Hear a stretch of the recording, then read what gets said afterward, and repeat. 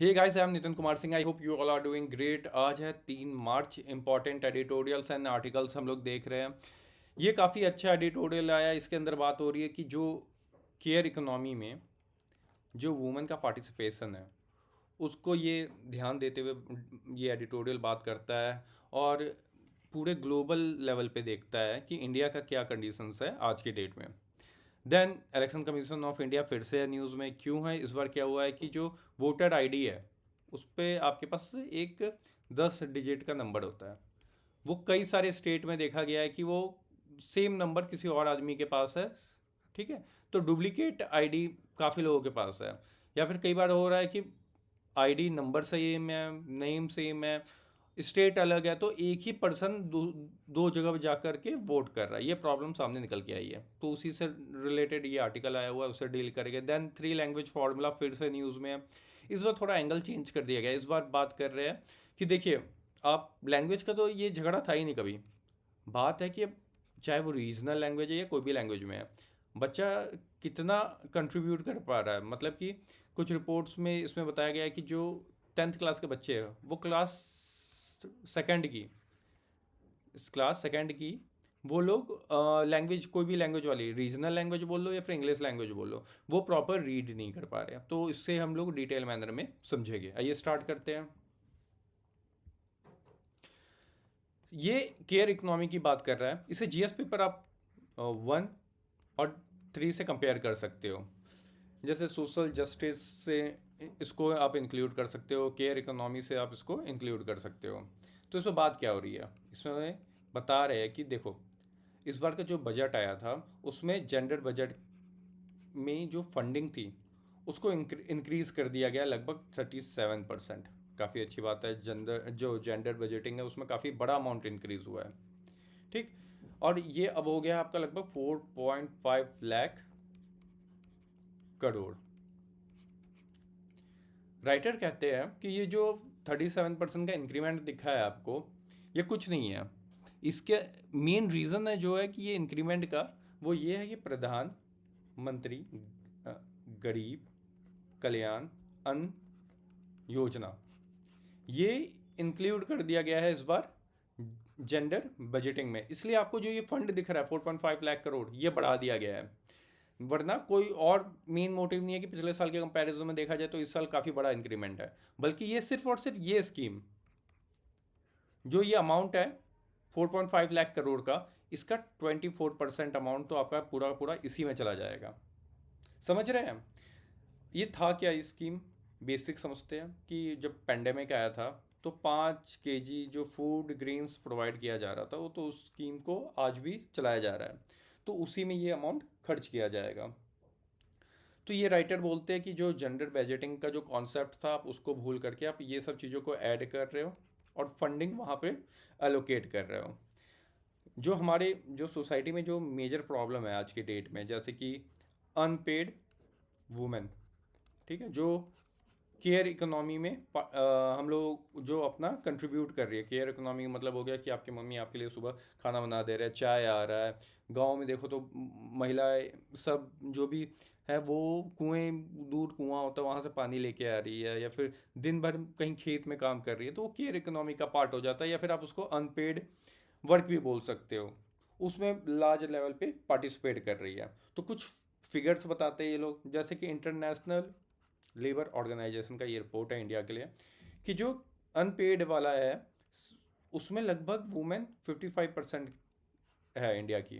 ठीक है। अनपेड, जो आपका ये केयर इकोनॉमी की बात कर रहा हूँ। और मैन, कोई फिगर गैस कर सकता है? 1.1% ही है सिर्फ। तो कितना डिफरेंसेस है ये बता रहे हैं। फिर ग्लोबल साउथ की बात करते हैं कि चलो ग्लोबल साउथ में देख लेते हैं, इंडिया वहाँ पे आ जाता है। तो वहाँ पे देखा जाए ग्लोबल नॉर्थ और साउथ में बहुत बिग डिफरेंस है, ये देखने के लिए मिल रहा है केयर इकोनॉमी में। फिर आपने पिछले मंथ ही 26 या 27 को ही एक और आर्टिकल आया था इसके ऊपर, TUS, टाइम यूज़ सर्वे। ठीक है। ये आया था आपका, NSO ने इसे पब्लिश किया था, नेशनल स्टैटिस्टिकल ऑफिस ने इसे पब्लिश किया था। ये किसके अंदर आता है ये आपको होना चाहिए, ये किसके अंदर आता है? ये आपका आ जाता है Ministry of Statistics and Programme Implementation, MOSPI, ठीक, इसके अंदर आता है। तो ये रिपोर्ट जो पब्लिश हुई थी ये 2 बार हो चुकी है अब तक। 2019 में हुई थी, हाल ही में पिछले मंथ ही फैब में आपको इसका दूसरा रिपोर्ट आया था 2024 वाला। ये रिपोर्ट बेसिकली बताता है कि कितना अनपेड वर्क किया है इन मिनट्स में, ठीक है। तो कंडीशंस है वो 2019 से 24 तक आते आते काफ़ी इम्प्रूव हो गई इन 5 सालों में। इसमें बताया गया था कि 2019 में जहाँ पे अनपेड मिनट्स में जो महिलाएं थी वो लगभग 315 मिनट्स कंट्रीब्यूट कर रही थी अनपेड वर्क में, जो कि आज के डेट में घट करके 2024 की रिपोर्ट के अकॉर्डिंग ये 305 मिनट्स हो गया है। एक ये साइन देखने के लिए मिल रहा है। अब वे फॉरवर्ड क्या होना चाहिए आपका,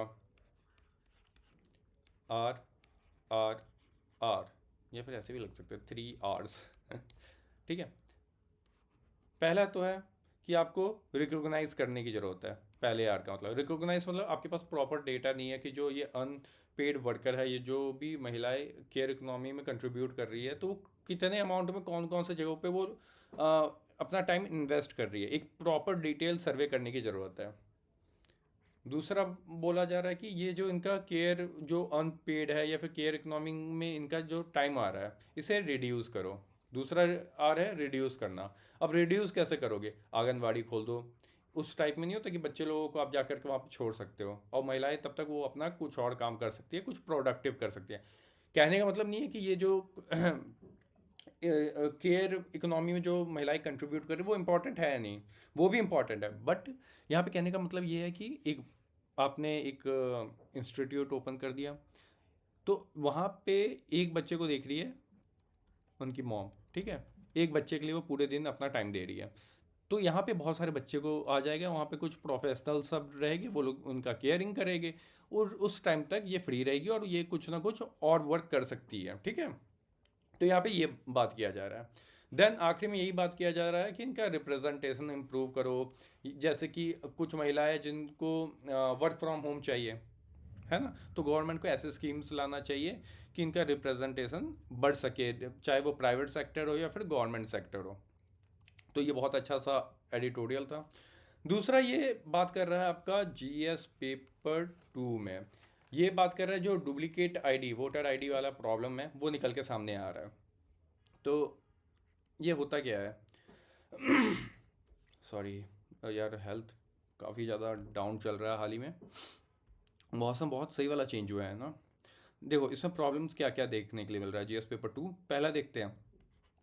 एक तो आईडी, डुप्लीकेट आईडीज़ आज के डेट में देखने के लिए मिल रहा है कि एक बंदा है, उसी के नंबर, उसी का नाम, जो एपिक नंबर होता है वो सेम है, जो 10 नंबर का डिजिट होता है, ये कॉमन सी बात है, आपको पता होनी चाहिए। वो सब सेम है बट वो जिस डिस्ट्रिक्ट का है उसका नाम चेंज है, ठीक है। तो वो आदमी क्या कर रहा है, दूसरी जगह भी उसका आईडी है, प्रूफ है, और वो वहाँ पर भी जाके वोट कर रहा है, 2 जगह जा कर के वो वोट कर रहा है, ठीक। तो ये प्रॉब्लम सामने निकल करके आई है। दूसरा, कुछ प्रॉब्लम्स जो हमेशा न्यूज़ में रहता है, फेक आईडी। जब भी कहीं पर भी आप देखो इलेक्शंस होने लगते हैं तो सबसे पहला होता है फेक वोटर आईडी चल रहे हैं, कि फेक वोटर आईडी बांटा जा रहा है किसी कम्युनिटी को, कि बांग्लादेशी लोग आए हुए हैं उनको वोट के लिए फेक आईडी डिस्ट्रीब्यूट किया जा रहा है। तो ये भी प्रॉब्लम बहुत मेजर प्रॉब्लम रही है। थर्ड ये है कि सपोज करो एक आदमी है, वो यूपी का रहने वाला है, उसको यूपी का वोटर आईडी मिला है, वो दिल्ली में अपना वर्क करता है, ठीक है, फ्लैट व्लैट ले लिया, अच्छा सा घर ले लिया उसने, वहाँ पर रह रहा है। कुछ टाइम बाद उसको पास भी वोटर आईडी आ जा रहा है, तो वो आदमी क्या, कहाँ वोट करेगा, मतलब ये तो बंदा कहीं पर भी वोट कर सकता है। तो ये भी डिसाइड करने की ज़रूरत है इलेक्शन कमीशन ऑफ इंडिया को कि ये एक ही जगह वोट कर सके, ठीक है। तो वो भी देखने वाली बात है। फोर्थ प्रॉब्लम ये है इलीगल माइग्रेशन। इलीगल तरीके से जो बांग्लादेशी आ जा रहे हैं या फिर कोई और स्टेट से लोग कंट्री से इंडिया में आ जा रहे हैं, वो लोग भी वोट में पार्टिसिपेट कर रहे हैं, जो कि हमने फर्स्ट पॉइंट में भी बात की।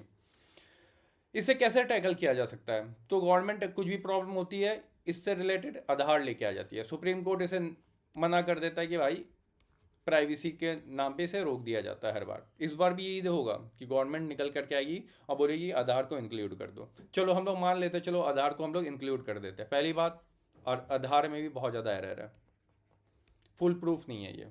दूसरा, कई बार आपने देखा होगा कि आधार, आपका जो आधार है वो रेसिडेंट प्रूफ है, कहाँ रह रहे हो उसका प्रूफ है, ठीक है। ये आपका सिटीजनशिप प्रूफ नहीं है कि आप इस देश के नागरिक को।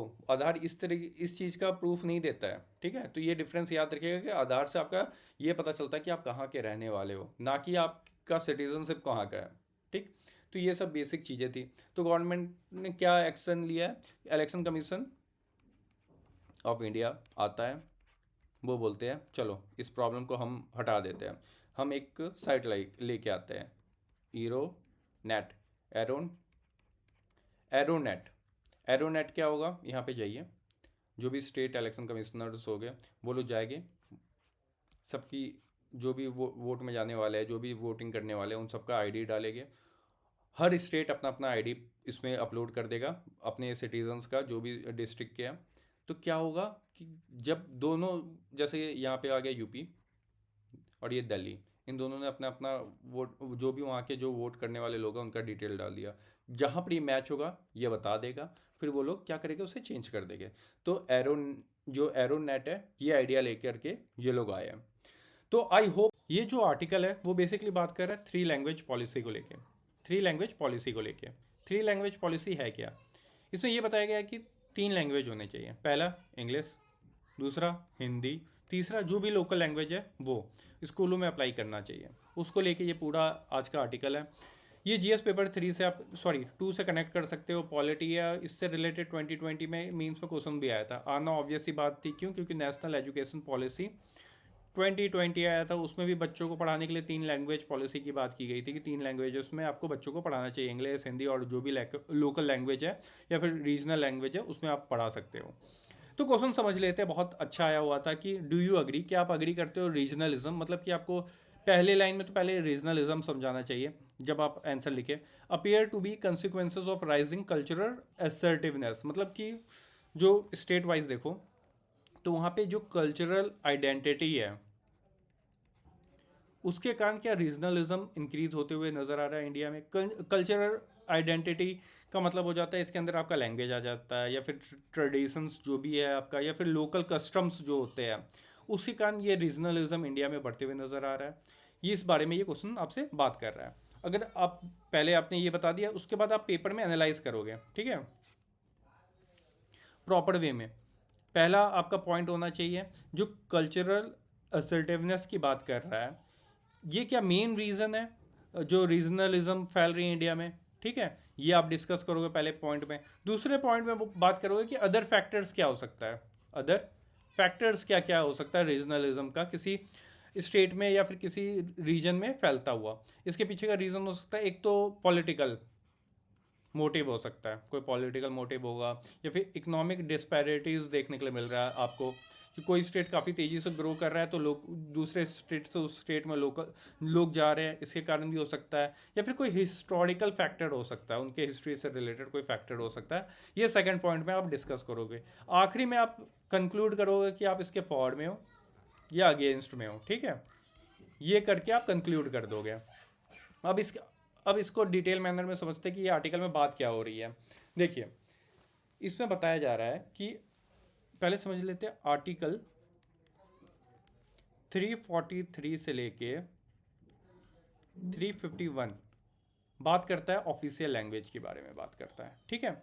इंडिया में अगर शुरुआत से देखा जाए, हिस्ट्री मतलब 1950 से देख लेते हैं, जब ये लैंग्वेज का बात स्टार्ट हुआ तो बोला गया कि अभी इनिशियली है, ये लैंग्वेज के चक्कर में नहीं फंसते हैं, एक काम करते हैं कि 15 साल तक हम इंग्लिश को ऑफिशियल लैंग्वेज रहने देते हैं, ठीक है, आने वाले 15 साल तक। यानी कि 1965 में डिसीजन लेना था कि इसको हिंदी इम्पोज करना था, ठीक है, कि इंग्लिश को हटा के हिंदी को ऑफिशियल लैंग्वेज बना दिया जाएगा। 1965 आने से पहले 1963 में क्या होता है कि ऑफिशियल लैंग्वेज एक्ट आ जाता है 1963।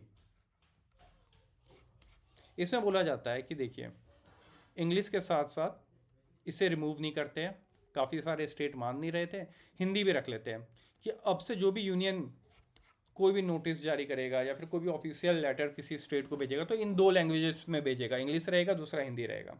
तो 1963 में आते आते ये हो गया। अब स्टेट का ऑफिशियल लैंग्वेज क्या होगा, स्टेट का ऑफिशियल लैंग्वेज क्या होगा, तो उन्हें बोला गया देखिए आपका जो भी लोकल लैंग्वेज है उसे रखिए, साथ में आप हिंदी को भी रखिए उसके साथ साथ। तो और साथ में ये भी बताया गया इसमें कि जो यूनियन है उसको प्रमोट करना चाहिए, किसको, हिंदी लैंग्वेजेस को।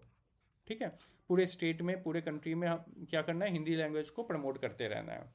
अब यहाँ से प्रॉब्लम शुरू होती है जब पहला 1968 में नेशनल नेशनल एजुकेशन पॉलिसी आता है, 1963 में आता है। इसमें लिख दिया जाता है कि एक काम करिए, इंग्लिश तो रहेगा स्कूलों में, हिंदी भी रहेगा, कंपलसरी है इंग्लिश रहना, हिंदी रहना और लोकल लैंग्वेज रहना, लोकल लैंग्वेज रहना।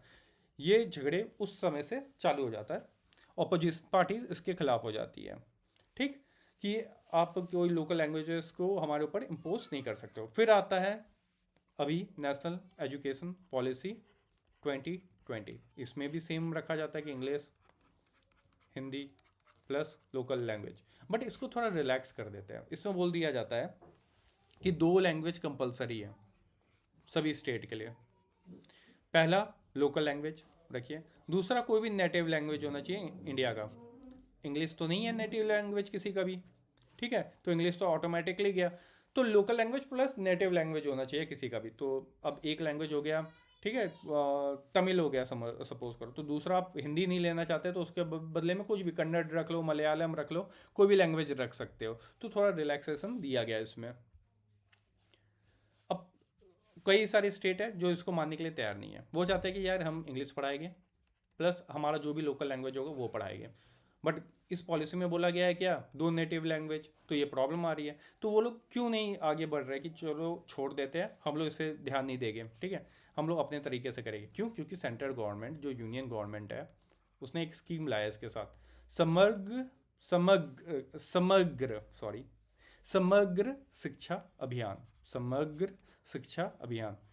बाप रे, टंग ट्विस्टिंग हो गया मेरा तो इसमें क्या हुआ था, नेशनल एजुकेशन पॉलिसी आया था, तो उसमें कुछ फंडिंग दी जाएगी स्कूल में प्रमोट करने के लिए। तो ये समग्र शिक्षा अभियान के अंतर्गत काफ़ी सारे फंड अलोकेट किया गया स्टेट के लिए, ये स्टेट्स के लिए, ठीक है, सब स्टेट को ये पैसे जाएंगे, बट पैसा उन्हीं को जाएगा जो नेशनल एजुकेशन पॉलिसी को 2020 है जो इसे अप्लाई करेगा। जो अप्लाई नहीं करेगा तो भाई उनको कोई भी फंडिंग वंडिंग नहीं मिलेगा। तो ये पूरा डिटेल मैनर में यहाँ पे बात किया गया है इस आर्टिकल में। फिर देख लेते हैं, यहाँ पे झगड़े तो चल रहे हैं भाई, कौन सा लैंग्वेज होना चाहिए, किस लैंग्वेज में स्कूलों में पढ़ाना चाहिए। अब थोड़ा सा ASER रिपोर्ट को देख लेते हैं, ठीक है, रिपोर्ट 2022 का देखते हैं। ये annual status of education report है, ये आता है एनुअली आता है, ये से पता ही चल गया एनुअली, ऑब्वियस सी बात है। तो 2022 में रिपोर्ट आता है जिसमें ये बताया जाता है कि चलो 60% जो बच्चे हैं क्लास फिफ्थ में उनको सेकेंड क्लास की बेसिक बुक रीड नहीं कर सकते, वो रीड नहीं कर सकते। 5th क्लास का बच्चा सेकेंड क्लास की बुक को रीड नहीं कर सकता, ठीक है। अब सेकेंड रिपोर्ट आती है ASIR की, वो आती है 2023 में। उसमें ये बताते हैं कि 25% जो बच्चे हैं आज की डेट में जिनकी एज ग्रुप 14 से 18 साल है,